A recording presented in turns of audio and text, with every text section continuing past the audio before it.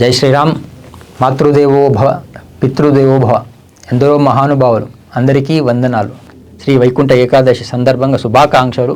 ప్రగతి వైపు దేశం సాగాలి అంటే మనమందరం ప్రకృతి వైపు వెళ్ళాలండి. మాతృదేవో భవ, పితృదేవో భవ, ఆచార్య దేవో భవ, అతిథి దేవో భవ అన్నారండి. నేను దానికి ఒకటి జోడించానండి, ప్రకృతి దేవో భవ అని. కాబట్టి పంచభూతాలు భగవంతుడి స్వరూపం అండి. పంచభూతాలు బయట ఉన్నాయి, పంచభూతాలు మనలో ఉందన్నమాట. శ్రీ వైకుంఠ ఏకాదశి వస్తుందండి.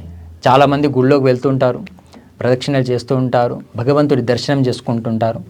ఆనంద స్వరూపులు మనము కాబట్టి ఒక ఆనందాన్ని, భగవంతుడి దగ్గర ఉన్న ఆనందాన్ని మనము పొందాలని ఆలయాలకు వెళ్తూ ఉంటాం. చాలా సంతోషం. మీ అందరికీ మనం వెళ్ళేటప్పుడు ఇదైతే ఒక్కలు ఉన్నాయో, అగరబత్తులు ఉన్నాయో, ఈ పూలమాల తీసుకెళ్తున్నామో అది ఒక ప్లాస్టిక్ సంచిలో తీసుకెళ్తున్నామండి. చాలా మట్టుకు మనం ప్లాస్టిక్ని వాడుతున్నామండి. ఆ కార్యక్రమం అయిపోయిన తర్వాత దాన్ని తీసుకెళ్ళి ఆ పూలతో పాటు ఆ ప్లాస్టిక్ సంచితో పాటు మనం తీసుకెళ్ళి నదులలో వేస్తున్నామండి. కాబట్టి ప్రతివాడు వాస్తిలో ఆ వాటర్ అడుగుతున్నారు, కానీ ఆ వాటర్ని కాపాడడానికి మనం ఏదైనా కృషి చేస్తే మంచిదండి. పెద్ద పెద్ద పూజలు చేస్తున్నారు, ఏ కార్యక్రమం చేస్తున్నా కూడా దాంట్లో ప్లాస్టిక్ని ఎక్కువ వాడుతున్నామండి. ఆ ప్లాస్టిక్ వాడకాన్ని మనం కొంచెం తగ్గించి ఈ ప్రకృతిని కాపాడుకోగలిగితే మంచిదండి. దయచేసి నా చిన్న విన్నపం అండి. ఎందుకు అంటే ప్రకృతి లేకుంటే మనం లేదండి. ఈరోజు మనం హైదరాబాద్ చుట్టుపక్కల 250 పైన చెరువులు ఉన్నాయండి. ఈ డ్రైనేజ్ వాటర్ అన్నీ దాంట్లో కలిపేస్తున్నామండి. ఒకప్పుడు తాగే నీళ్లు ఈరోజు తాగలేకపోతున్నామండి. బిస్లరీ కొనుక్కుంటున్నామండి. దీనికన్నా దరిద్రం ఏమీ లేదండి. నేను ఎన్ని హైదరాబాద్లో చెరువులు ఉన్నాయో, కుక్కటిపల్లి చుట్టుపక్కల చెరువులు ఉన్నాయో, ఆ చెరువు నీళ్ళు తాగి పెరిగిన వ్యక్తినండి నేను. కాబట్టి ఆ ప్రగతి వైపు దేశం సాగాలి అంటే మనం అందరం ప్రకృతి వైపు వెళ్ళాలి. ఆదివారం వస్తే మనము ముక్కలు తింటూ ఉంటామండి.